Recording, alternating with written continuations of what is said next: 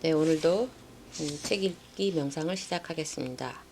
오늘은 몸과 마음은 우리의 것이 아니다. 우리는 몸과 마음이 우리 것이고 우리 마음대로 움직인다고 생각합니다.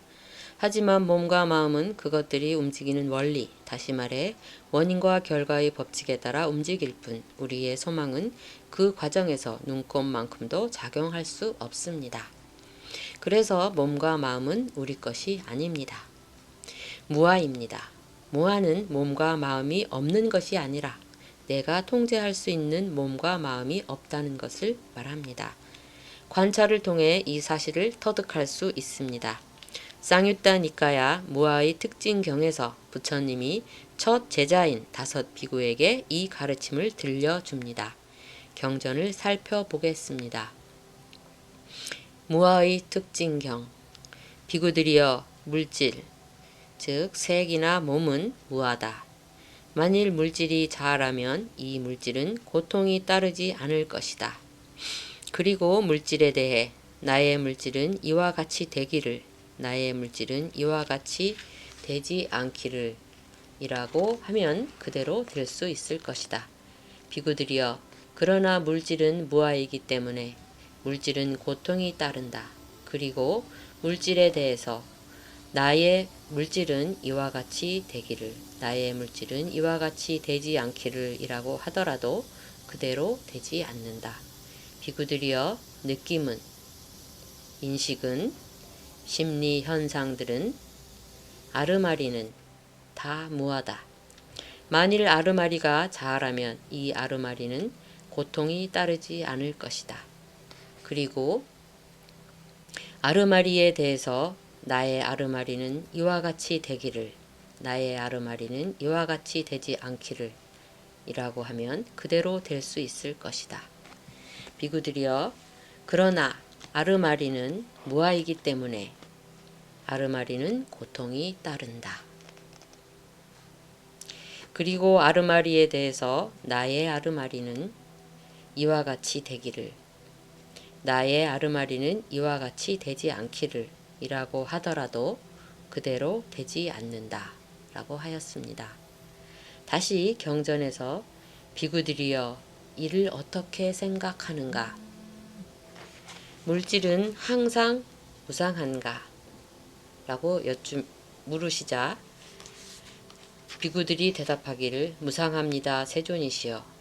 그러자 다시 세존께서 묻기를, 그러면 무상한 것은 괴로움인가 즐거움인가? 괴로움입니다, 세존이시여. 그러면 무상하고 괴로움이고 변하기 마련인 것을 두고 이것은 내 것이다, 이것은 나다, 이것은 나의 자아다 라고 관찰하는 것이 타당하겠는가? 그렇지 않습니다, 세존이시여. 비구들이여, 이를 어떻게 생각하는가? 느낌은, 인식은, 심리 현상들은, 아르마리는 항상 무상한가? 무상합니다, 세존이시여. 그러면 무상한 것은 괴로움인가 즐거움인가? 괴로움입니다, 세존이시여. 그러면 무상하고 괴로움이고 변하기 마련인 것을 두고 이것은 내 것이다, 이것은 나다, 이것은 나의 자아다 라고 관찰하는 것이 타당하겠는가? 그렇지 않습니다, 세존이시여.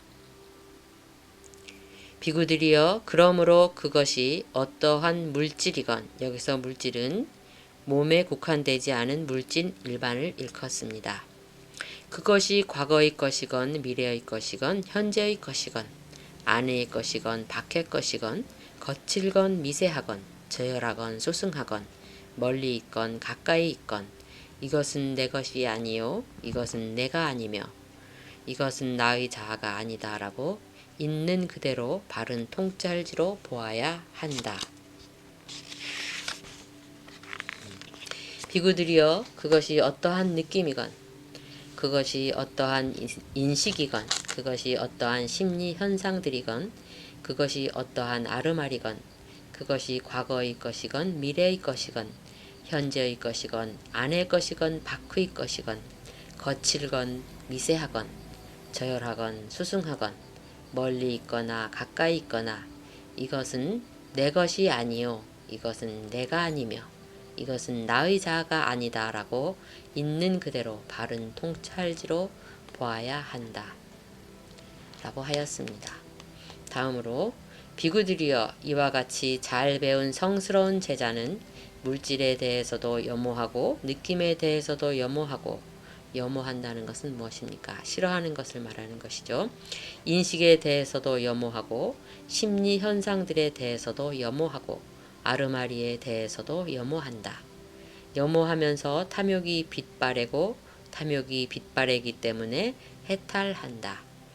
해탈하면 했다는 지혜가 있다. 태어남은 다 했다. 청정범행은 성취되었다. 할 일은 다 해 마쳤다. 다시는 어떤 존재로도 돌아오지 않을 것이다 라고 꿰뚫어 안다. 세존께서는 이렇게 말씀하셨습니다. 다섯 비구는 흡족한 마음으로 세존의 말씀을 크게 기뻐하였습니다.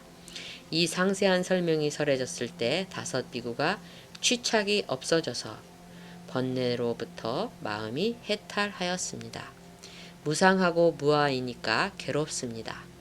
나한테 고통만 주는 걸 내가 좋아할 이유가 어디 있겠습니까?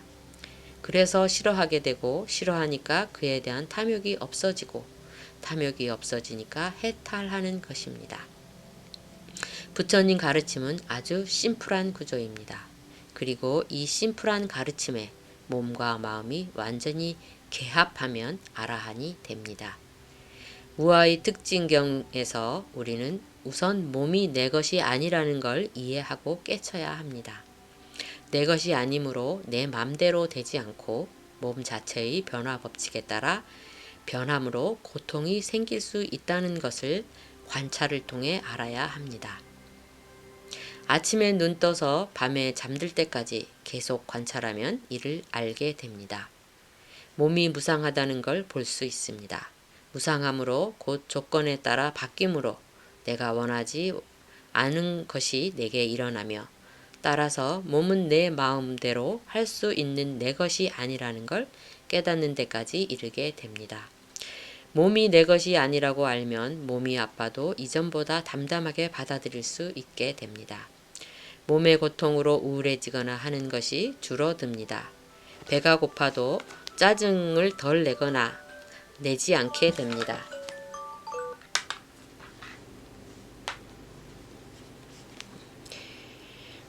몸의 불편함에 따르는 우울이나 짜증 같은 부정적인 마음의 반응은 언젠가 시작되어 자동화된 것입니다. 그래서 쉽게 바뀌지 않습니다.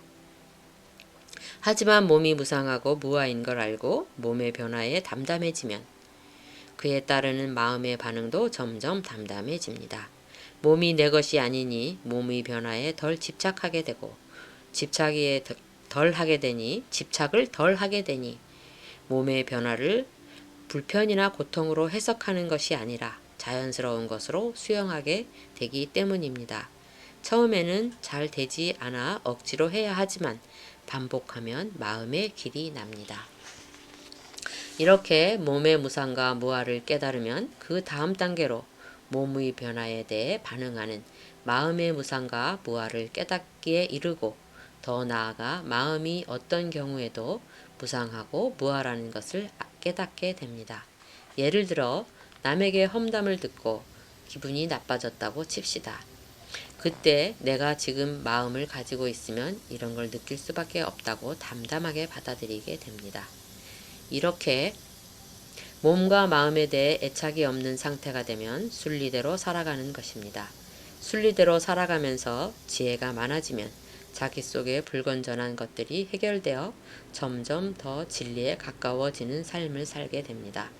여기서 주의할 것은 이런 과정을 단계적으로 밟아야 한다는 것입니다. 준비가 되어 있지 않은 상황에서 이전에 한계가 있지만 도움이 되는 방법들을 마구 버리면 곤란합니다. 음악을 들으면 기분이 좋아지지만 이제는 듣지 않을 거야. 맛있는 음식을 먹으면 몸과 마음에 활력이 붙지만 더 이상 그런 방법에 기대지 않을 거야 라고 무턱대고 끊어버리면 되지 않습니다. 기분을 좋게 하고 몸과 마음에 활력을 주는 것도 하고 몸과 마음 관찰 같은 수행도 함께 하면서 집착도 떨어지고 좀 덜 먹어도 관계없는 관계가 없게 되는 단계에 이르러야 합니다. 탈 배도 없고 수영도 못하는데 물로 뛰어들면 아주 골치 아프겠죠. 그렇게 되면 자기도 괴롭고 주위 사람들도 괴로워집니다. 그래서 부처님께서 제자에게 말씀하시기를 비파줄을 탱탱하게 꽉 조이는 것이 좋은지 느슨하게 조이는 것이 좋은지 연주를 할 때 물어보자 당사자가 말했지요. 적당하게 조이는 것이 좋습니다. 수행도 그와 같음을 이 마지막에 설명하고 계십니다. 우리가 일상생활에서 너무 수행하면서 다른 것을 제치고 있거나 다른 것에 빠져서 수행을 등한시하는 것이 아니고 적당하게 내가 할 수 있는 만큼 마음의 길을 내어가면서 그래도 길을 내려면 조금씩 노력은 해야겠지요.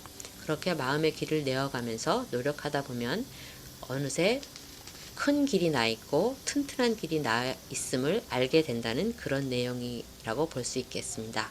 오늘도 활기차고 힘찬 하루 되시기 바랍니다.